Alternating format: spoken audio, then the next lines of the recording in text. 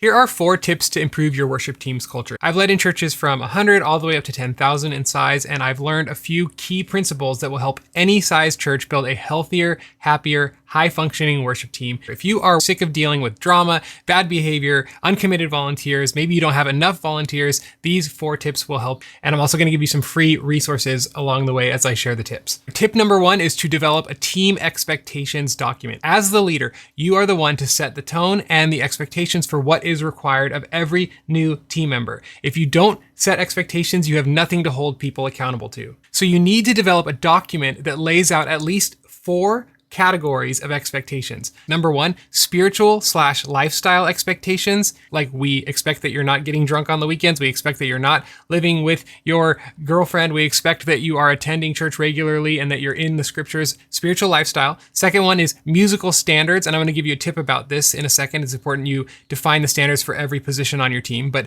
you need to lay out clear musical standards for every position. Number 3, you need to give expectations for time commitment. This ministry requires 9 hours of practice time and rehearsal time and service time every week. Can you commit to that? So lay out the clear expectations of time commitment. And then lastly, cultural expectations, behavioral expectations in how they operate within the team. And I'll cover that more in point number 2. Regarding the musical standards or the musical expectations, it's important that you clearly lay out for every single instrument what a new team member needs to be able to do to join the team. For example, if you are a singer, you must sing harmony. You have to tell people what they have to be able to do, and that's going to allow you to bring the right people on the team and preemptively keep the wrong people off the team, because they're going to read that list and say, oh crap, I can't do these things. I'm probably not ready for this team. So set the standard musically, and if you want, I will give you my free expectations document that we give out at our church, and you can take it and tweak it for your church. You can grab it below by entering your email. I'll send it to you,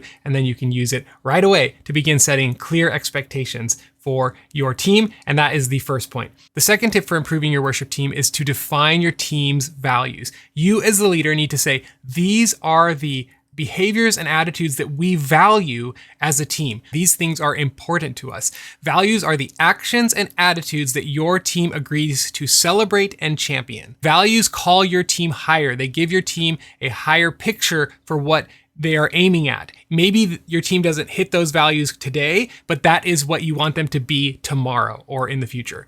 And if you don't have team values yet, I have a simple exercise for you. You're going to take several days this week to prayerfully ask God what words He wants to describe your team. And every team's going to be different, so you really need to get alone with the Lord and ask Him, Lord, what words do you want to describe my team? And I want to give you a few tips about how to define your values. Number 1, you need to use single words. For example, you don't want your value to be like a super long sentence and then you have 10 of those long sentences. No one's going to remember them. At my church, we chose, we are worshipers, we are servants, we are committed.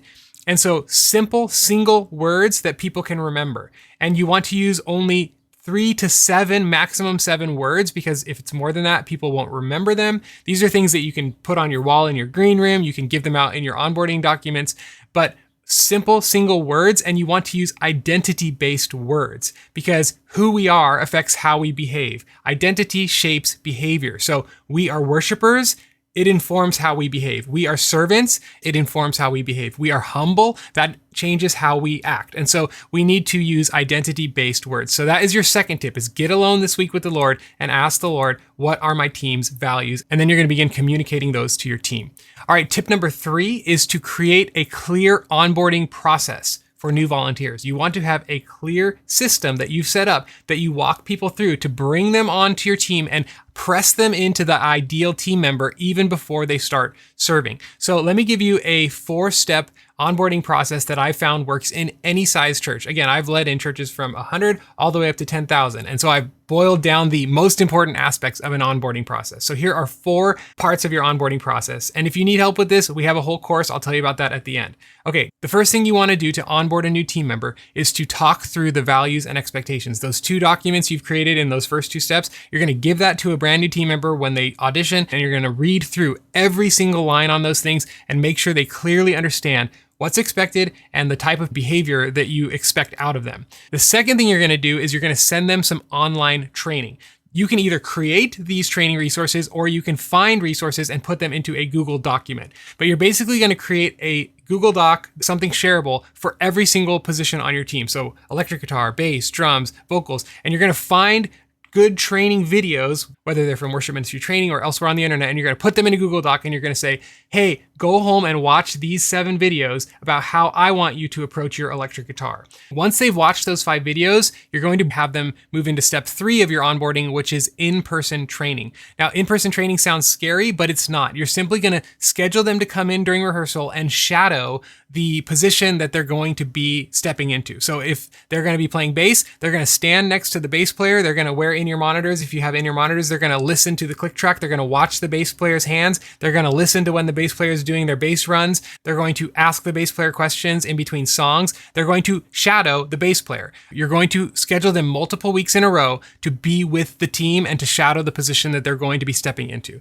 And you're going to be giving them thoughts, insights, feedback, asking them if they have questions, asking them if they're comfortable, and you're going to be observing how they interact with the team, because this is as much about culture as it is about training. You want them to learn what is appropriate behavior on the team, how our team behaves, how our team interacts, how we talk to each other. You want them to absorb that culture by osmosis, and that's why in-person training / shadowing is a critical step to good onboarding. That's the 3rd step. And then the final step is you're going to schedule them to play and you're going to give them feedback. Always give feedback. You are a coach and you are a guide, and you're going to tell them, I'm going to give you 60 days to 90 days of a lot of feedback. Every time you play, I'm going to tell you what you're doing well and what I want you to work on. And that is a healthy and good onboarding process. Now, I go through the onboarding process in a lot more detail in my new team building course, which I will tell you about at the end of this video, but it's a brand new course to help you build a healthy, happy, high functioning team. So check that out at the end of this video. But the 4th and final tip is that you need not just to create good culture, but you need to protect your culture. The first 3 tips are about creating great culture, but this tip is about protecting your culture.